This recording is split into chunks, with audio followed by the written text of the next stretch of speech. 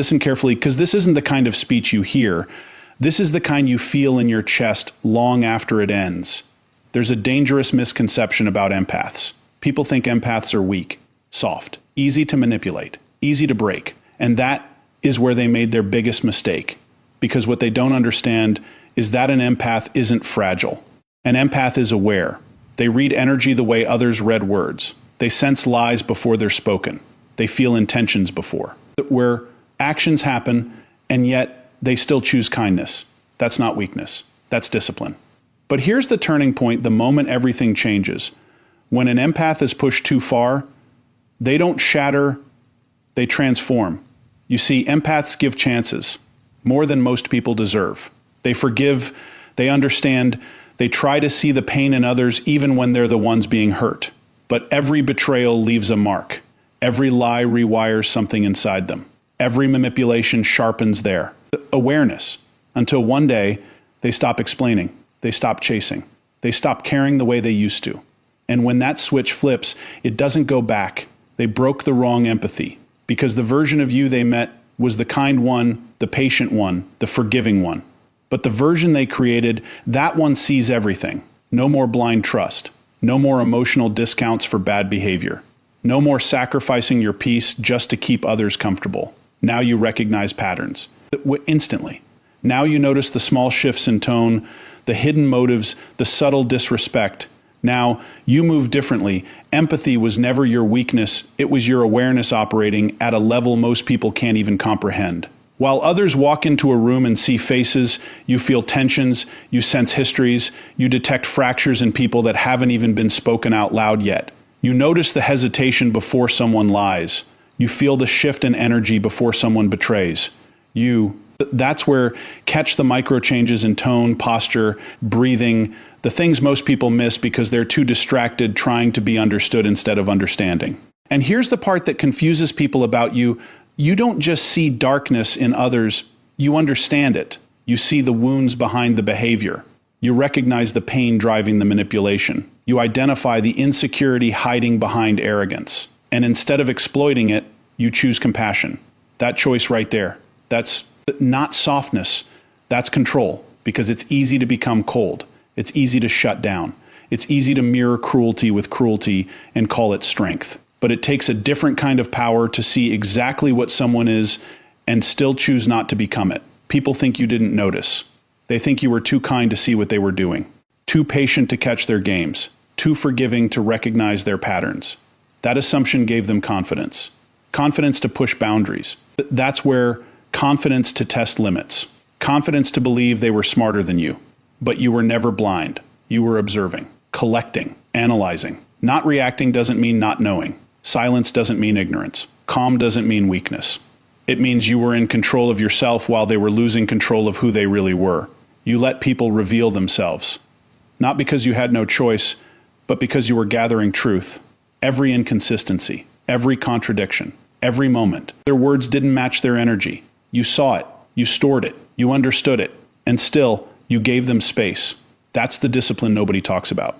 Because most people don't have the capacity to hold awareness without immediately acting on it. They react too fast. They judge too quickly. They escalate too easily. But you absorb first. You process first. You understand before you decide. And that ability, that restraint, that patience, it makes you dangerous in a way that loud. People will never be, because loud people reveal themselves quickly. But aware people, they move in silence. They don't need attention. They don't need validation. They don't need to prove they're right. They already know. And knowing without reacting, that's power. Because reaction gives people information. Reaction shows your triggers. Reaction exposes your limits. But when you stay composed, when you stay centered, when you stay aware without giving anything away, you become unpredictable. We're unreadable, untouchable. That's why manipulators get uncomfortable around you. They can't figure out where they stand. They can't locate your weaknesses. They can't predict your next move because you're not playing the same game. They're operating on surface level tactics. You're operating on depth. They're chasing control. You're mastering self-control. And self-control will always outlast manipulation because manipulation depends on emotional reactions. But when someone controls where emotions Manipulation has nowhere to attach. That's what they underestimated about you. They thought your kindness was compliance. They thought your patience was permission. They thought your silence was surrender. But it was none of those things. It was awareness choosing timing, because real strength isn't an immediate reaction. It's in precise response. And you respond when it matters, not when you're provoked. You don't give energy to every situation. You don't invest emotion in every person. You don't fight every battle. You choose. And choice is power. Because the moment you realize you don't have to engage, you become free. Free from their expectations. Free from their manipulation. Free from their need to control how you feel. And that's when the shift happens. When they realize you're not reacting the way they expected. When they notice their tactics aren't working. When they feel your energy pull back, your attention withdraw, your presence becomes selective. That's where confusion sets in, because they built their strategy on the assumption that you were weak. But now they're facing someone who is aware of patterns, aware of intentions, aware of value. And once awareness reaches that level, it doesn't go backwards. You don't unsee what you've seen. You don't know what you've understood. You don't return to a version of yourself that tolerated what you now recognize. And that's what makes empathy powerful. Not the feeling, the control behind the feeling. Not the understanding, the discipline in how you use that understanding. Not the awareness, the restraint in how you express it. Because anyone can feel. But not everyone can feel deeply, understand clearly, and still remain in control of themselves. That's rare. That's precise. That's powerful. Pain didn't arrive to destroy you. It arrived to expose what you were capable of becoming. Every betrayal you went through wasn't random. Every lie you uncovered wasn't accidental.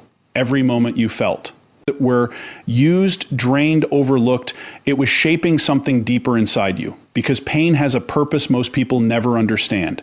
It reveals patterns. It forces awareness. It strips illusions. At first, it feels like loss, like something is being taken from you. Trust, peace, innocence, the ability to see people the same way you used to. And that part is real. Something is being taken, but something else is being built at the exact same time. Something sharper, something more precise, something. That doesn't just feel, but understands. You didn't just experience pain, you studied it, you analyzed it. You felt it from every angle until you could recognize it instantly. And that changed you. Not into someone broken, but into someone calibrated. Because once you've been lied to enough times, you start noticing inconsistencies faster than others can hide them. Once you've been manipulated, you begin to recognize intention before it turns into action. Once you've been betrayed, you stop. That's where taking words at face value and start reading behavior as the real language. Pain trained you. It sharpened your instincts. It upgraded your perception. And that's the part people don't expect. They think pain weakens you. They think it leaves you fragile. They think it turns you into someone easier to control. But the opposite happens when you refuse to stay unconscious. You become harder to deceive, harder to influence, harder to reach in the same careless ways. Because now you don't just listen to what people say.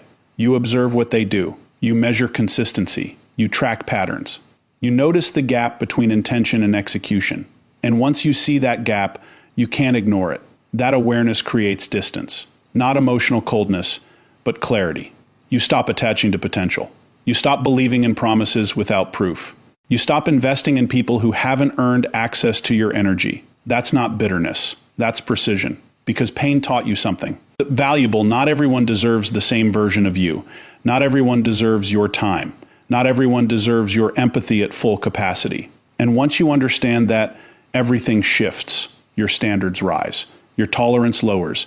Your circle becomes smaller, but stronger. You stop explaining yourself to people committed to misunderstanding you.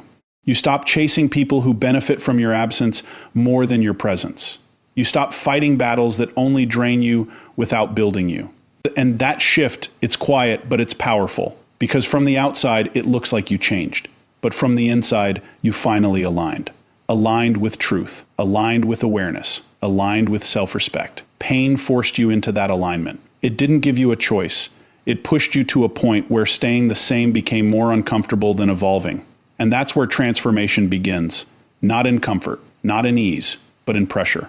In moments where you realize you can't keep reacting the same way and expect different outcomes. You had to adapt. You had to grow.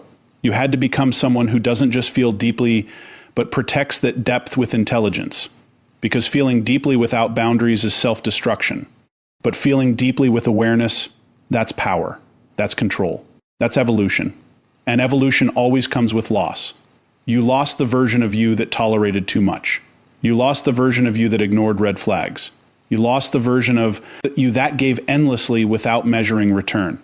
And even though that loss hurt, it made space for something stronger, something more refined, something that doesn't break under pressure, but adjusts to it. Now when pressure comes, you don't collapse. You analyze. You adapt. You respond with intention instead of impulse. That's what pain built inside you. A system. A filter.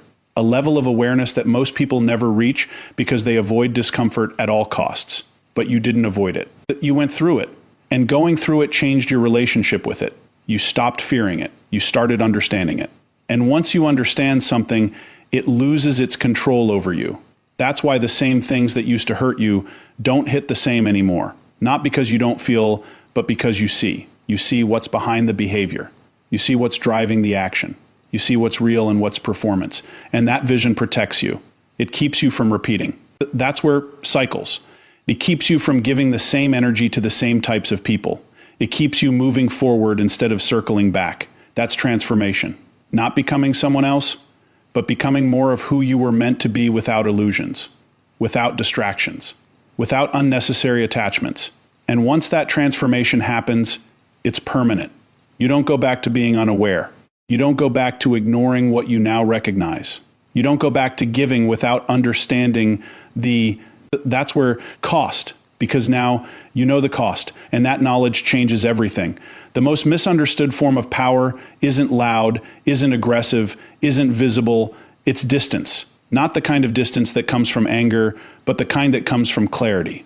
Because when you finally understand people, truly understand them, something inside you shifts. You stop reacting the way they expect. You stop engaging the way they rely on. You stop feeding the dynamic that once gave them access to you. And that silence, that absence, it hits harder than any argument ever could. People are prepared for confrontation. They rehearse responses. They justify their actions. They defend, deflect, manipulate. But they are not prepared for disconnection. They are not prepared for someone who sees everything and chooses nothing. No explanation, no closure, no emotional performance. Just a quiet withdrawal that says more than words ever could. Because when you detach, you remove the very thing they depended on, your attention, your energy, your reactions. And without those, their influence disappears. That's why emotional detachment isn't cold, it's controlled. It's not about shutting down your feelings, it's about deciding where they're allowed to exist. It's about recognizing that not every situation deserves your emotional investment. Not every person deserves your response. Not every action deserves your reaction. And once you operate from that level, everything becomes intentional. You don't respond out of habit. You don't react out of impulse. You choose. And that choice creates a kind of power most people will never experience, because most people are reactive. They get pulled into conversations they don't need to have. They get triggered by words that don't deserve attention. They get emotionally entangled in situations that only drain them. But you don't. Not anymore.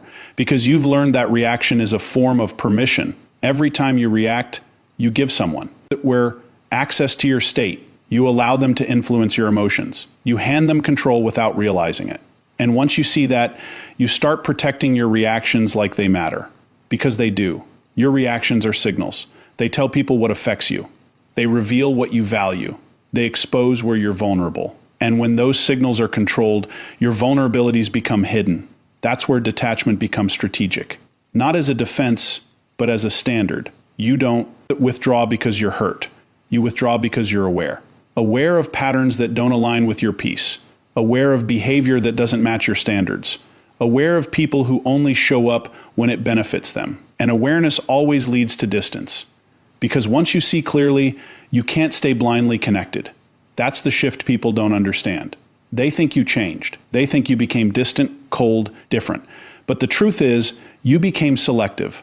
You stopped giving unlimited access to people who never respected it. You stopped explaining yourself to people who never intended to understand. You stopped proving your worth to people committed to undervaluing you. And that decision, It cuts deeper than any words you could have said. Because words can be argued. Words can be twisted. Words can be ignored. But absence cannot be negotiated. Absence forces reflection. It creates a space where people are left with nothing but their own actions too. That's where confront, no distractions, no justifications, no emotional reactions to hide behind, just silence and the truth that comes with it. And for someone who relied on your presence, your energy, your attention, that silence becomes loud. It becomes uncomfortable. It becomes something they can't control because they were used to access, used to your availability, used to your willingness to engage. And now that access is gone. Not reduced, not limited. Gone. And that's where the real power shows. Where it's self, not in what you say, but in what you refuse to entertain. Not in how you react, but in how you remain unaffected. Not in how you confront, but in how you disengage. Because disengagement is the ultimate boundary. It doesn't require agreement. It doesn't require understanding. It doesn't require permission. It simply exists. And once it's in place, it changes everything. You move differently. You think differently. You interact differently.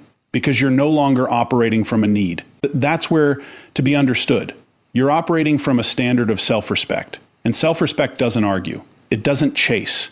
It doesn't convince. It decides. It observes. It removes itself from anything that doesn't align. That's what makes emotional detachment so powerful. It's not emotional emptiness. It's emotional discipline. You still feel. You still understand. You still see. But you don't give those feelings to just anyone. You don't expose that understanding to people who misuse it. You don't. Offer that depth to those who only operate on the surface. Because depth is valuable. And anything valuable requires protection. That's what detachment becomes. Protection without aggression. Distance without explanation. Control without force. And once you reach that level, there's nothing left for others to manipulate. No reaction to trigger. No emotion to exploit. No access to misuse. Just a presence that is calm, aware, and completely out of reach. And that kind of presence, it doesn't need. That's where, to prove anything, it doesn't need to announce itself. It doesn't need validation. Because it knows exactly what it is and exactly what it refuses to become.